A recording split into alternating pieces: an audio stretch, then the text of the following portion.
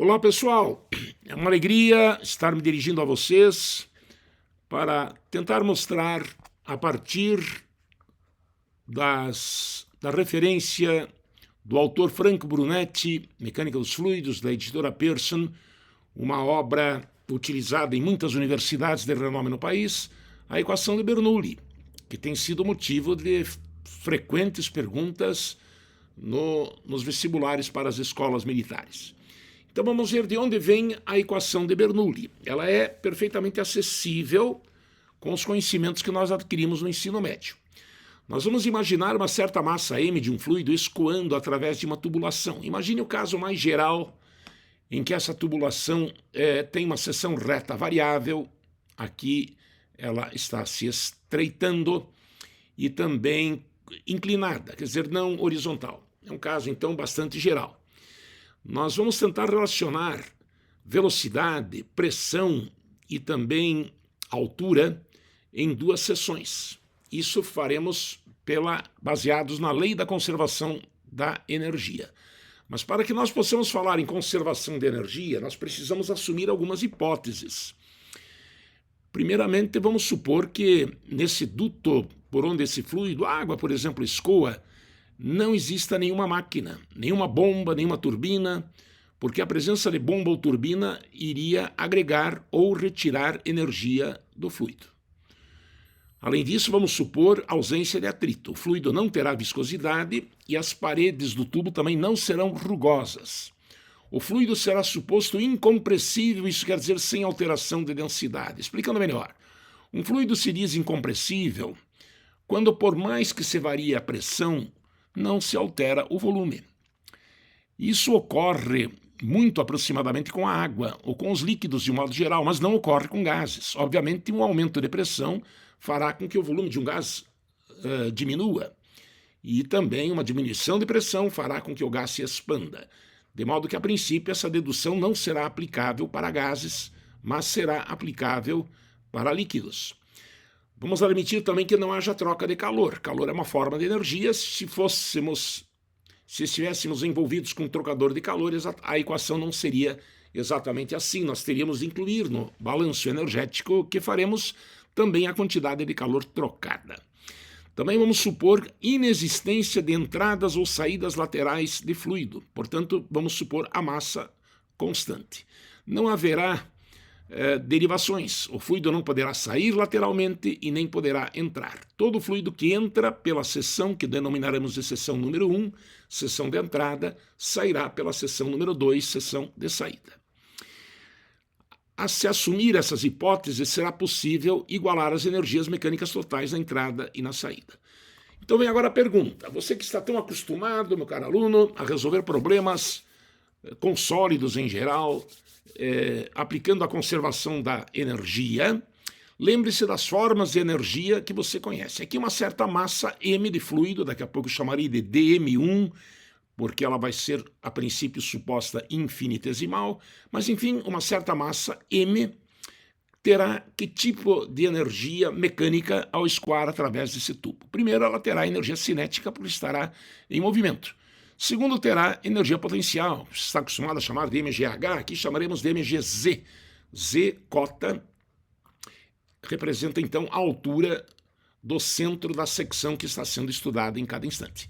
Mas além dessas formas de energia tão conhecidas para o estudante do ensino médio, é preciso saber que, no caso dos fluidos, uma terceira forma de energia deve ser agregada. É a chamada energia de pressão. O que vem a ser a energia de pressão? Ocorre que, para que esse fluido esteja escoando, algum motivo para isso deve ter havido. Por exemplo, deve ter existido, antes da seção de entrada, uma bomba, né, ou um reservatório com o qual essa seção estivesse conectado sob alta pressão. Então, isso cria o que se chama de energia de pressão.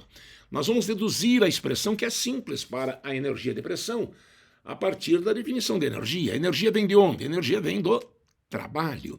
Então, para que esse fluido se movimentasse, uma certa força F deve ter agido num deslocamento aqui denominado infinitesimal ds.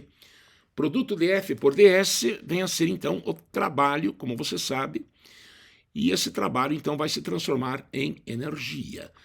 A força pode ser expressa por pressão vezes área, né? Isso vem da definição de pressão é força sobre área, e A vezes ds, área da base vezes a altura de um cilindro, no caso um cilindro infinitesimal, seria a expressão do seu volume. A energia de pressão também, nesse caso infinitesimal, seria esse trabalho infinitesimal realizado por esta força. Infinitesimal porque nós consideramos um deslocamento infinitesimal. Esse trabalho, portanto, é expresso por PDV, e essa então também é a energia de pressão que essa massa fluida possui, além de ter energia potencial gravitacional, além de ter energia cinética. Posteriormente, ao se fazer uma integração, integral de PDV trará, em termos finitos, a energia de pressão. De maneira que a energia total que essa massa M carrega, ela será, portanto, a soma da energia potencial gravitacional com a energia cinética com a energia de pressão. Isso é mgz mais mv quadrado sobre 2 mais integral de PDV, aqui já em termos finitos, embora a figura não estranha ao lado ainda esteja em termos infinitesimais. Você que ainda não domina talvez totalmente o cálculo integral e diferencial, ainda é estudante do ensino médio, não deve se perturbar com isso. Quando a gente trabalha, né, com uma massa infinitesimal e posteriormente, ou um deslocamento também, faz uma integração, nós acabaremos obtendo o resultado em termos finitos. Então a energia total expressa dessa maneira, nós vamos obter a expressão dela na entrada e depois na saída e vamos igualar as duas. Resultando daí dm1gz1 mais dm1v1 ao quadrado sobre 2, energia cinética mais p1dv1, vale a pena você ver que pressão vezes volume tem unidade de energia, né? Pascal vezes metro cúbico, Newton por metro quadrado vezes metro cúbico no SI, vai dar Newton vezes metro, que é unidade de trabalho, isso também é unidade de energia. Cabe aqui essa observação. Então, na entrada e na saída, a soma dessas três formas de energia deve se igualar, porque esse é um dos pilares da física. A energia se conserva. Escreveremos essa expressão de uma outra forma mais adequada para nós, lembrando da definição de densidade ou massa específica, massa sobre volume. Em termos infinitesimais, ρ, a densidade, pode então ser expressa assim, dm sobre dv, e consequentemente dm é igual a ρdv. Substituindo então todos os dm's que aparecem, dm1 no primeiro membro, dm2 no segundo, por ρdv, dm1 vira ρdv1, dm1 aqui novamente ρdv1, do outro lado dm2 virou ρdv2 e dm2 também virou ρdv2. Igualamos então a energia total dos dois lados. Como o fluido é incompressível e não há variação de massa, porque não há perdas nem entradas de massa, a massa se conserva também, é claro, então nós podemos dizer que tanto a massa nesta secção que passou por essa secção de entrada durante um tempo de t se conserva, e da mesma forma também o volume neste trajeto, por se tratar de fluido incompressível. Lembra, haverá variações de pressão nesse trecho, certamente, porém o volume não variará desde que estejamos lidando com um fluido incompressível, isto é, um líquido. Se você fizer então esta substituição na linha anterior, essa consideração, melhor dizendo, dv1 igual dv2, você poderá cancelar o dv, né? O dv1 e o dv2, dividindo ambos os membros por essa expressão, e também dividindo por ρ vezes g. O primeiro termo se reduz a z1, o segundo termo, ρ simplifica, dv1 também já havia sido cancelado, resultando apenas v1 ao quadrado sobre 2g, e aqui como o dv se simplificou e nós estamos dividindo, aplicando esse artifício por ρ vezes g, nós chegamos a essa expressão. ρ vezes g, é bom lembrar, é uma grandeza física importante. ρ é a massa específica, mede-se no SI em quilo por metro cúbico, ρ vezes g é o que se chama de peso específico, no SI mede-se em Newton por metro cúbico. Então essa é a expressão do teorema de Bernoulli que tanto nos ajuda. Tá? Como vocês viram, não é uma definição difícil, tá? Basta somar as três formas de energia, potencial gravitacional, cinética e esta nova energia de pressão na entrada e na saída. E note que o fato de termos feito aqui um tratamento infinitesimal sequer nos obrigou a fazer uma integração, porque esses elementos infinitesimais, a massa, o volume, eles acabaram se cancelando. Então essa expressão vale em termos finitos e com certeza será muito útil. Ok? Está aí demonstrado o Teorema de Bernoulli. Eu faço acompanhar esse vídeo para os meus alunos de um PDF, né, contendo essas mesmas informações. Sugiro que após assistirem essa apresentação, leiam também o PDF. Tá? Vejam se ficou alguma dúvida, me alertem, é claro, nós podemos retomar o assunto oportunamente. Eu gostaria de finalizar essa apresentação dizendo que há uma condição: Bernoulli não se aplica em qualquer caso. A equação de Bernoulli só se aplica a 2 pontos de uma mesma linha de corrente, que não é o mesmo que trajetória. Existe uma parte da mecânica dos fluidos, chamada cinemática dos fluidos, que precede a dinâmica dos fluidos, da qual o Teorema de Bernoulli faz parte, que define linha de corrente. O conceito de trajetória, naturalmente, todos conhecem. Frequentemente, linha de corrente e trajetória se confundem. Seria inadequado, nesse momento, detalharmos quando que linha de corrente e trajetória são a mesma coisa, mas não custa mostrar a diferença conceitual que há entre as duas coisas. Uma trajetória é a linha formada pelas sucessivas posições que um corpo ocupa, portanto, em instantes diferentes.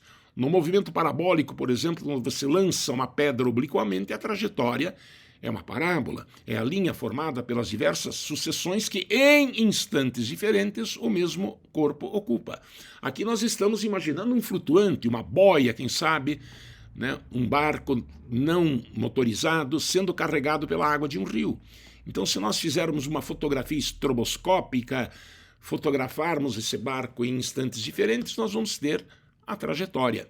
Agora, a linha de corrente é diferente, é uma fotografia instantânea. No mesmo instante, quando você considera várias partículas e as une determinando uma linha, essa linha será uma linha de corrente desde que em cada ponto o vetor velocidade seja tangente a esta linha. Eu tenho a impressão que fica claro que nós estamos falando de conceitos diferentes. Lembre-se de que a trajetória é determinada por uma mesma partícula em instantes diferentes. E a linha de corrente, né, com essa característica também bem conhecida, de ter a velocidade em cada ponto tangente à linha, ela é uma fotografia instantânea. É no mesmo instante, só que obviamente se refere a partículas diferentes. Então, que fique essa informação mais tarde, ao fazer o curso de engenharia, você entenderá melhor a importância disso. A equação de Bernoulli só se aplica ao longo de uma mesma linha de corrente. Ok? Então, basicamente, está aí a origem do Teorema de Bernoulli. Mais detalhes, né? Então, você encontrará no PDF e no próprio livro do Franco Brunetti. Franco Brunetti, italiano, mas naturalizado brasileiro, foi professor, falecido recentemente, em várias universidades do estado de São Paulo, né? É o autor de um dos livros mais utilizados Brasil afora de mecânica dos fluidos. E, acredito eu, o PDF do livro é facilmente disponibilizado na própria internet. Você lá pode ler a obra completa, se assim o desejar. Mas lembre, mecânica dos fluidos é uma disciplina do 3º ano do curso de engenharia. Não é algo de ensino médio. Bernoulli a gente tem que tratar, porque afinal as escolas militares, especialmente o ITA, têm cobrado. Beleza? Então é isso, pessoal. Meu forte abraço a vocês. Qualquer dúvida, por favor, se manifestem. Até mais.